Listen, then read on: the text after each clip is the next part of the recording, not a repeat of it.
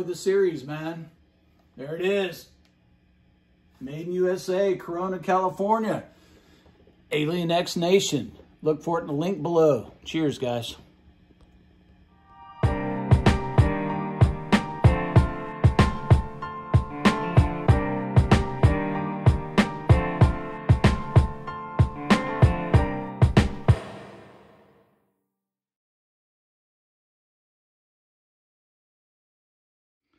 Okay guys, so here we are on the workbench. We've got the Star guitar laid out. Always support your neck right here, guys, okay? You can tell here, guys, the neck on this thing is just really dry and really boogered up, man. Look at those jumbo, beautiful frets, guys. I mean, you're talking about American craftsmanship right there, guys. Look, but you can see down here in the cowboy chord area where I play, I mean, they're really boogered up. So we're gonna clean those up. We're gonna take everything out. Of course, that's where the strings clamp in. And guys, if you'll notice over here, I've got all my tools of the trade. I've got my Allen wrenches. I've got my steel wool for my frets. I've got my fretboard conditioner there. I've got my nut sauce. Got my wire cutters, Phillips screwdriver. I've got my Dunlop strap retainers there. I've got my Dunlop fret protectors. Slide those on, you'll see how that works. It covers up the fretboard, only revealing the fret, and you hit that with some steel wool. I've got my pliers over here, polishing cloth, and I think that's it, guys. So let's, we're gonna hit these with some Diodario XL 9.5 to 44s, okay, when we're done. So off with the old, on with the new. I'm gonna time lapse this so I don't bore you guys to tears. Cheers. Okay, guys, so here is the beginning steps. You know, anybody that works on guitars or plays guitar or collects guitars or whatever, they know that changing strings or setting up a Floyd Rose or floating trem system is a nightmare. Well, it doesn't have to be. You just have to take your time, go slow with it, understand all the parts and pieces. And I personally, guys, have never changed the strings myself on this guitar, and I've owned it since 2014. I generally take this to Tone Shop Guitars, hashtag Tone Shop Guitars. I'll put a link to them down below, as well as AXN. Again, not affiliated with either brand other than I love both companies. Very good quality product and good people. So I will put their links down there. I do not get any kind of commission, none of that. So I'm going to go ahead and start doing this, guys, and we're going to time lapse this, okay, so that you don't get bored. Anyway, if you have any questions too, as I'm going along, go ahead and pay attention to the timestamp and go ahead and question that timestamp, right? So if it's 2 minutes, 36 seconds on the restring part that you're not sure of, ask a question, guys. I'm here to answer questions. I don't have all the answers, but I'm sure that we could figure something out. We do know a lot of people. So we're going to check the neck too for relief. If we have to do any tweaking in the neck, we'll do that as well. So here we go, guys. On with the show, yes? On with the show. First step, guys, any restring is we're going to loosen the nut. This is what's called the nut. You guys get your head out of the gutter. And we're going to detune. You can't do it when the clamp is on for obvious reasons, right? That clamp is what gives you that dive bomb ability. But you want to take all the pressure off that neck, okay?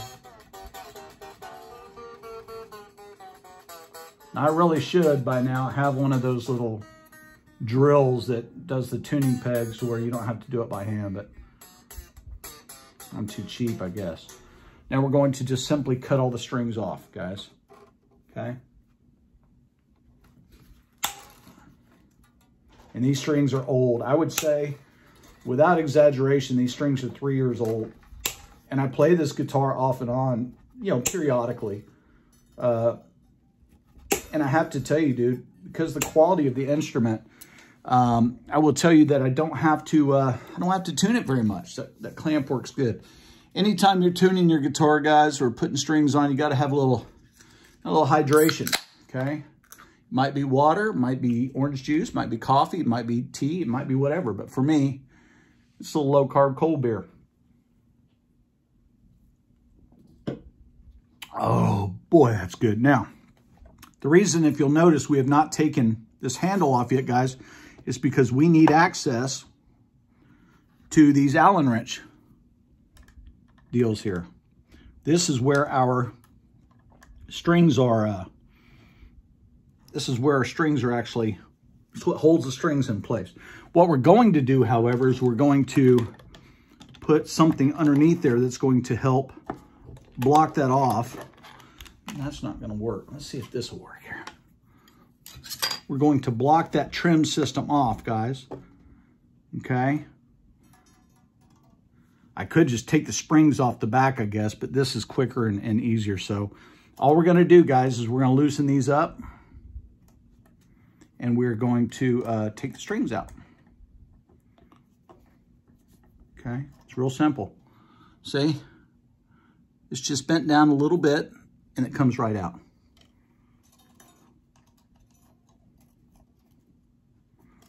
Lefty-loosey, righty-tighty, okay? And all we're doing, guys, is we're loosening up that little bit down there, that little square thing that holds the string into place. And depending on how far they go down in there, they might be a little difficult to take out. But there's your A string. And we're just going to go on down through here, guys. Tell you what I'm going to do for ease of operation. I'm going to get all the strings off here, and then we'll come back when it's time to condition the neck. Okay, guys? Thanks. Okay, guys, so we have all the strings off. What did that take? About 30 seconds. Now what we're going to do, guys, is we're going to inspect the guitar for any anomalies. Now, guys, if you're wondering, yeah, that's never bring a knife to a gunfight, guys. Grapefruit knives come in handy. If you're wondering what these here are, guys, this guitar was hanging on the wall one time. The Hercules hanger came out of the wall and the guitar fell behind the couch, and that's what scratched it up on the way down. Just superficial, no big deal. But we're going to check the guitar for any anomalies, okay? We've already checked our nut up here, our tuning pegs, okay? The nuts there are very solid, okay? I'm going to turn it over here and check all the tuners themselves, make sure that they're tight, that they're not wobbly or anything, and they are tight. Okay, we check for any cracks. We check for any kind of, just things that anomalous, that should not be there, okay? We check our pickup, okay? Everything's fine there. Our tremolo system, everything's fine. I didn't allude to this earlier, guys. This got a 500K Bournes low friction pot. What I should do, I guess now, is turn this thing over and you know what, we can go ahead and take this out because we don't need this right now. We got the knife holding that bridge up. What we could do is turn this guy over, and I think I'm going to open up these cavities and show you what's in there. We'll be back in a minute.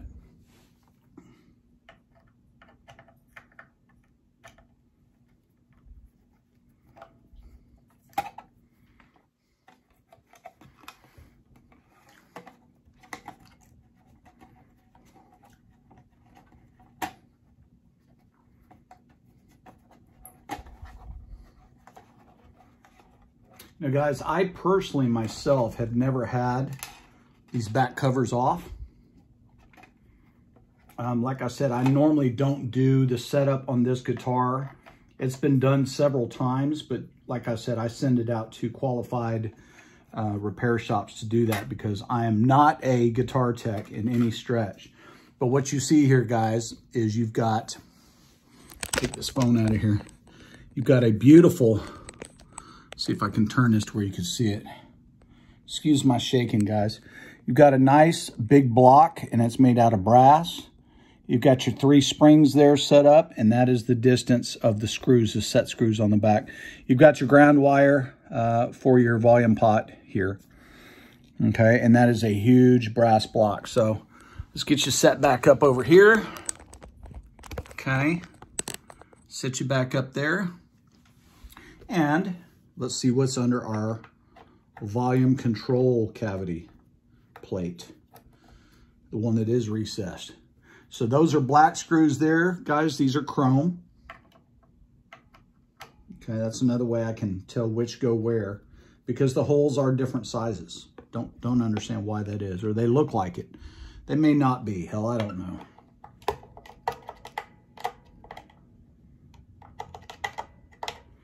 Golly, I shake so bad. It's so hard for me to use hand tools anymore.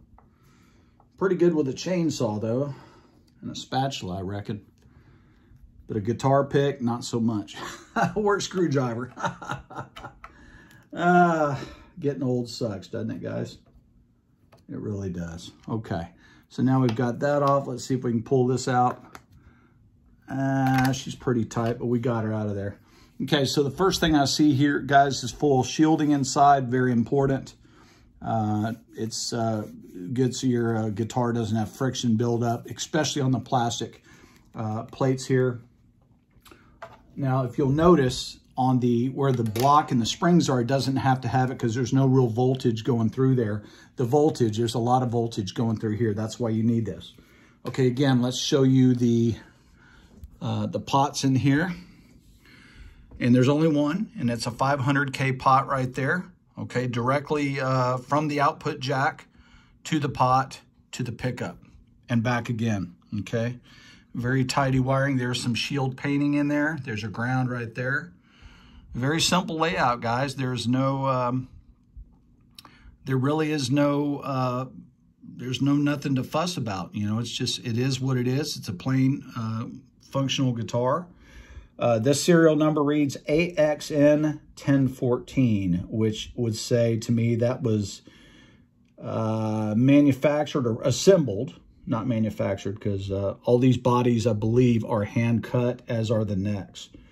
AXN 1014. To me, that says, now, Johnny, correct me if you're watching this video, brother, or anybody AXN, but I believe that's going to be November of 2014. I'm sorry, October, November. Well, I'll tell you, I never said I was that smart, did I? So, yeah, so, guys, this is a very straightforward guitar, right? So it's everything you'd want a guitar to be. It's good wood, right? So this is a one-piece, looks like a one-piece swamp ash body. I don't see any kind of seams. Okay, of course, I wouldn't be able to tell anyway with this spray paint, Krylon spray paint. And the reason they did that, guys, is because, all joking aside, kids in the 80s, man, they were following Eddie Van Halen. You know, Eddie Van Halen was a tinkerer. When he first started out, you know, he didn't have a lot of money. He knew he liked the sound of a Gibson, but he liked the feel of a Stratocaster when he was playing it.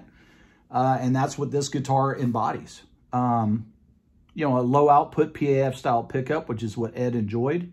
Later in his life, he went to a higher ohm pickup with the Wolfgang, but his initial ones were basically Gibson out of a Les Paul, is what I'm understanding, or a Les Paul Jr., actually, is what I understand it to be. Correct me in the comments if you know something I don't know. So, guys, we're going to go ahead. Nothing looks anomalous here. We're going to go ahead and put these plates back on, okay? And we'll see you in just a minute. Okay, guys, just wanted to come in here just for a second and talk about something that's kind of important. Quality, right? So quality isn't just what you see in the price tag, guys. It's little small things like these little screws here drilled straight down into the wood. You don't know how many guitars I have had that have had, even American-made guitars, some that start with the letter G, some that start with the letter F, that have crooked screws, okay? Fit and finish is important on a guitar, and part of that, guys, is getting your screws straight, which AXN has done here. Being a one-off guitar, I'm pretty sure that Johnny took his time. I'm pretty sure that he had his hands all over this guitar, and all the screws are directly vertical, so that's very important, okay? Back in a minute. Okay, guys, so we've got the back plates back on correctly, and now we're going to address this nasty fretboard. Guys, I got to tell you, I have really played this guitar quite extensively, as have some of my other guitar friends who are a lot better guitar players than I am.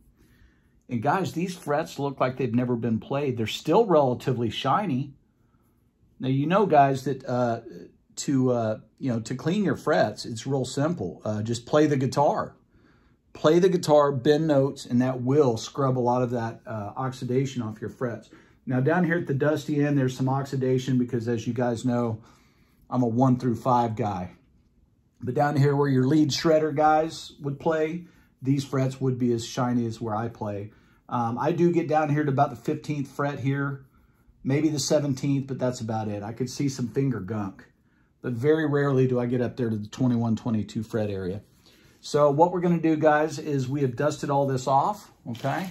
We're going to show you how these fret protectors work, or these guides, or whatever they're called here. And since these are the largest frets known to man that I've seen, we're going to just start here at fret number 1, okay? And all you do, guys, if you could see that, is you just take that and you put that over that fret. And what it's designed to do is make it to where you don't have to tape off your neck, right? So you just take this piece of steel wool is all it is, okay? And you just barely, scrape that until you see all the little lines where your strings would hit. When those lines disappear and you get a little sheen on there, you go to the next one, okay? And all I'm using here, guys, is a little bit of steel wool. My buddy Rob Hunt, shout out Rob Hunt. If you're watching this, thank you. But guys, you can use anything here. You could use a piece of a screen. You could use, you know, just fret cleaner. They have this like silver polish. A lot of the frets here are nickel, and I'm sure that that's what these Jess cars are. I'm sure these are nickel. They're not stainless steel. Okay. And so you don't want to scrub too hard on these guys. You don't want to get into the steel, but you do want to get off any kind of oxidation or gunk, okay? And if there's any little imperfections or any kind of, you know, fret divots or whatever in your frets, which there should be from time to time divots, bro, you guys really hammering those fretboards. You know, if you can go a little bit heavier on those areas with the steel wool, and it will take some of that off for you, okay? And guys, I'm going to go finish all these up here, okay? I'm going to quit talking. I'm going to time-lapse this here, this part, so you don't have to sit back and be bored by any of this, okay? Hopefully you can see on the camera. Again, guys, I'm just using my iPhone 11 Pro Max, so hopefully you can see the difference. Now, the steel wool alone, guys, is not going to polish your frets necessarily, but you'll see here in the upcoming moments how we do that, okay? How we accomplish that. And really, I should have, tell you what we're going to do. Your pickup, guys, is a huge magnet, okay? Steel wool, nickel frets. If there is any shavings, you don't want your pickup to, you know, and it can happen around here, draw those little shavings up to your pickups. Always cover up your pickup, guys. That's one thing I forgot to tell you. A lot of people don't know that. If it's an open coil pickup, if it's a closed, you know, humbucker, you don't have to worry about it as much. But I don't care if you're doing single coils, PAFs, or what. If you've got exposed, you know, magnets, make sure that you cover those, so that you don't draw any of this dust, what I call fret dust, into your pickup. I've seen people that have gotten it down in the bobbin, and it's really kind of screws up your circuit path in there. Signal path, I should say. Okay, so we're getting down here to the dusty end here, guys.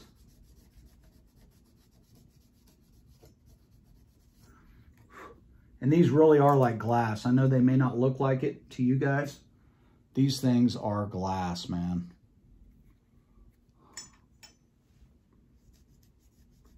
This guitar, guys, and see, that's another thing about price points on guitars, you know. A guitar can look really cool for $299 over there at Guitar Center or wherever. I mean, it can look like it's got all the, you know, it's got a humbucker in it, it's got the pointy headstock, it's got the whammy bar, and oh man, it's only $299, but you know, what are the frets made out of? You know, what kind of neck do you have? What kind of neck pocket is that neck going to sit into? What kind of wood is the body made out of? You know, what kind of tuning pegs do you have in there? What kind of tone pots do you have? What volume pots do you have? Guys, there's a lot of things to consider when buying a guitar. And like I said, I've sold a lot of guitars because of my financial downturn I've taken here, which I'm pretty sure all of us have here recently in 2023. But, you know, guys, I will come back up, and when I do, I will be able to buy more guitars and show them to you on this channel. But for right now, guys, I think we're down to 7 or 10 guitars, and I don't think that we're going to be buying any more in the near future. So, okay. Okay, so we've got our frets polished down, okay? The fret wire. Now what we're going to do, guys, is we're going to take some of our Fender Custom Shop fingerboard remedy, okay? We're just going to do a little dollop on every other fret, okay? Every other fret. You don't want to use too much of this stuff now, guys, okay? You could use lemon oil. I know a lot of people use lemon oil. That's cool in the gang. This is a Diodario very heavy towel, guys.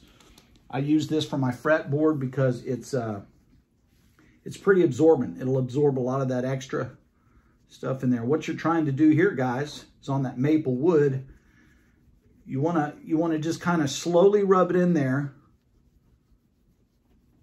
because you want it to sit on the fretboard for a little while. You don't want to try to clean it right now. No. You just want to distribute the oil out all over the fretboard. Make sure you're getting it all over. And let that fretboard, let the fretboard kind of drink up what it wants to drink up. Okay, I would leave that on there for about 5 minutes. Okay, you see a little bit of schmutz on there, some dirt. Okay, guys, we're going to sit here. We're going to drink a cold beer. We're going to let this stuff sit on there. And by the way, you can do this with your headstock too. I forgot to tell you that. If you've got an open pore headstock, in other words, a non-painted headstock, that's the same material as your fretboard. Whatever you used on your fretboard, go ahead and use it up here on your neck, on your headstock. That headstock gets dry too, guys. It needs a drink. So, plus it gets all the dust out of your tuners. Okay, so just do the same thing up here on your headstock and just let it sit there. We're going to be back in about 5 minutes, guys. Okay, guys, so it's been about 5 minutes. The fretboard has drunk as much as it's going to drink, probably. So now what I'm going to do, our frets have been cleaned, oxidation's off of them. This is where the polishing part comes in. We're going to go in between each fret, and we're going to aggressively try to clean that fretboard. We're going to go downward, right? We're going to really put some pressure on there, okay? And we're going to clean it now and try to get all the finger oils out of there, okay? This has got a very nice matte finish fretboard to it. It's not like a poly finished fretboard. This is very much a what they call oh geez, what do they call that? Oil rub neck. That's right. This is what's called an oil rub neck. Okay. I think that's why, to be honest with you, I don't have much neck warpage. I don't have much fret sprout, because it is an oil rubbed finish that they apply. I believe that to be the case, but again, guys, you can roast me in the comments down below if you know something I don't know. Now this, guys, I want to show you, okay? Schmutz all the way up here, very clean down here, okay? You can see right before your very own eyes what's going on here, okay? You can see, and if that doesn't work, you can use very lightly some steel wool to get some of that off of there, okay? It's not going to hurt anything as long as you go real light. It's going to get most of the finger schmutz off of there, what I call finger boogers off of there, okay? And then what you can do is come back behind there a little bit harder with your towel, okay? Because that does a little bit better job of cleaning, as you can see, those frets versus that fret, okay? I'm going to finish this up and we'll get ready to string her up. Back in a minute. Okay, guys, I want to show you up close what those frets and the fretboard look like now that we've polished them. I mean, look at that, guys. That is absolutely beautiful. There's a little bit of schmutz I need to go back and clean up there, okay? But guys, so much better than what it was before, okay? Now, what I'm probably gonna do is I'm gonna go back and do this again. I'm gonna get closer in with the frets right there, clean that up a little bit. You wanna be careful you don't go in there with toothpicks and all that shit, because you don't wanna unseat your frets, guys. But I'm gonna go back and do this one more time, and I'm gonna give you another run through of it, and then we'll be ready to string her up. Okay, guys, so one thing I might want to tell you about is if you have any of these, or if your wife has any of these makeup remover pads, I use them for my guy liner that I have to wear sometimes on stage. These work really well to get in between your frets as well. They're a little bit more gentle even than a microfiber towel or anything else. But what you can do is you can come back through here again and do a really light cleaning again with your cotton makeup remover. Another thing I wanted to show you guys, around your frets, you can use a toothpick. Not a toothpick, a Q-tip rather. Kind of get in there like this. Just in and around those frets, okay, where you can't really get your finger. And you will see a little bit of dirt that came off there. It's not a lot, but, you know, if you're going to do this, I mean, just take your time. You know, drink a beer, have a gummy, you know. Just kind of, you know, bond with the guitar, you know. Tell the guitar you love him. I mean, if this guitar is going to take care of you night after night on stage, or in your bedroom, or in your living room, or in your home studio, guys, take care of your guitars, especially when you pay, you know, as much as I paid for this one. This is not the most expensive guitar I've ever owned when I bought it, but it is now at current market prices. You can see all kinds of dirt on there, okay? This guitar now, I'm not going to tell you what it retails for. I will put the link to Johnny's website down below. Okay, you can check out, like I said, they don't make this exact one. This is one of 2 guitars made, is what I understand the case to be. I think they make 2 of them. They get an order, they build it, they keep the prototype, and then they ship out the guitar that they build. And I don't know why I remember that, but I think that was what I was told years back. I could be wrong. And I'm just simply going back over this again. Now I'm focusing, guys, on polishing my frets. The steel, you know, the fret wire itself, guys, okay? And I'm trying to incorporate more oil into that fretboard, okay?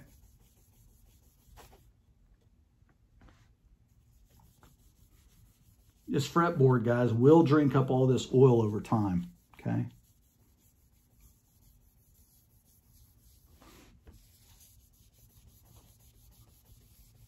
Now, if you'll notice, I did not flip this thing over. I did not do the back of the neck because, guys, I don't need to do the back of the neck.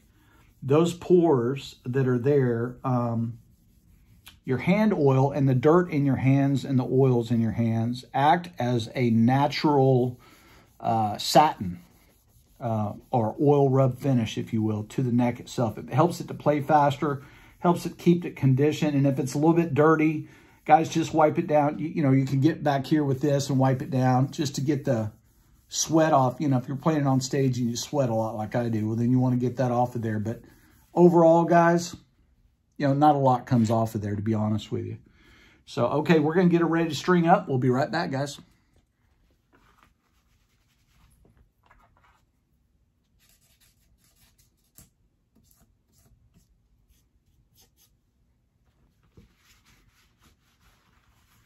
All I'm doing here, guys, is just doing a light dusting off the guitar.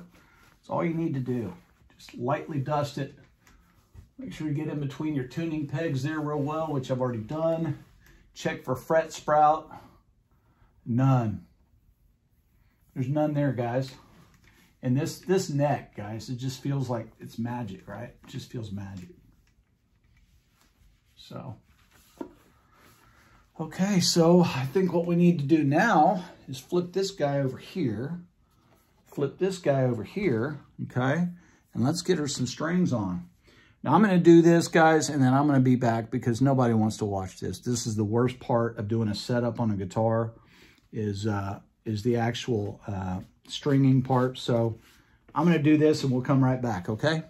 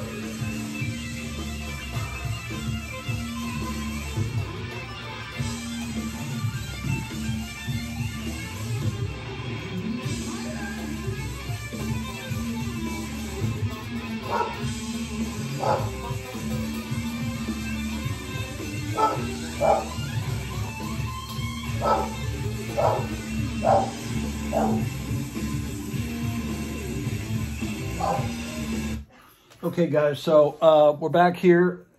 We're done. Okay, restrung. Everything's set up correctly. We'll know more when we play it, but it looks like our bridge is set up correctly. No neck relief needed on the neck. Pickup was actually the right height. Everything's nice and clean. So now what I'm gonna do, guys, as you can see, I've got all my strings. I did have to take off my retainer clips here because E and the A string were fine. B and G were okay, but I'm sorry, D and G were fine, but B and E, I couldn't get them through the retainer clips. So I had to take that one off and force them through, but we got them up there. What I'm gonna do now, guys, is I'm going to plug this guy in, tune him up, and we're gonna get some jamming done. All right, guys, I think we got her tuned up here. We'll see if our strings are stretched out. We'll see if it sounds worth a shit. So let's give it a couple of.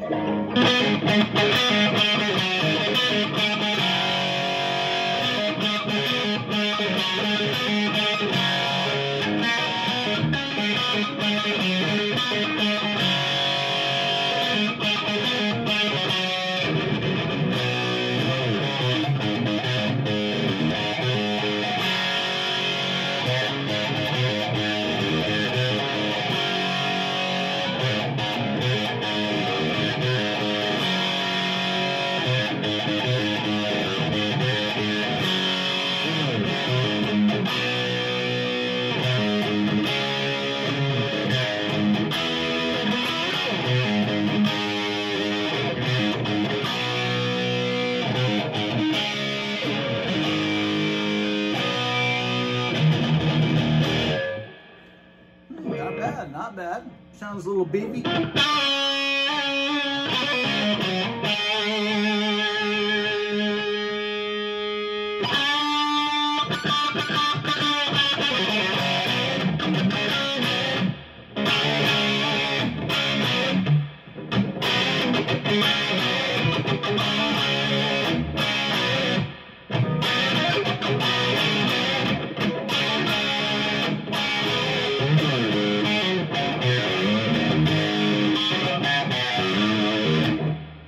bad.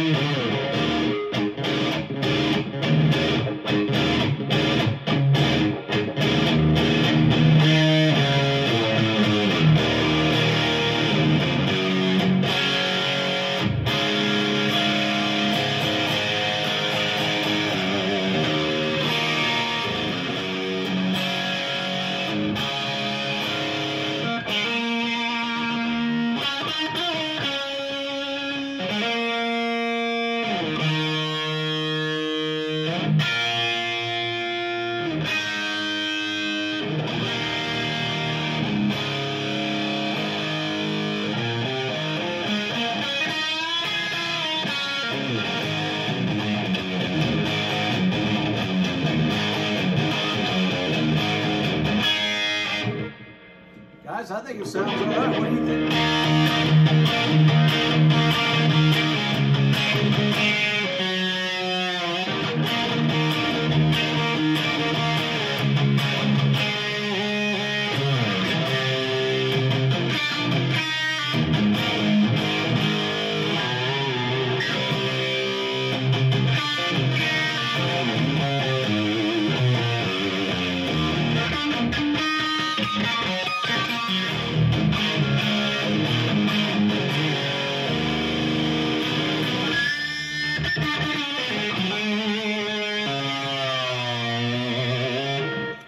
Guys, thanks so much for hanging out with us today at Barbecue Rockstar. Out! Oh, check the link for the description or the link below for AXN guitars. Thanks, guys. Appreciate it.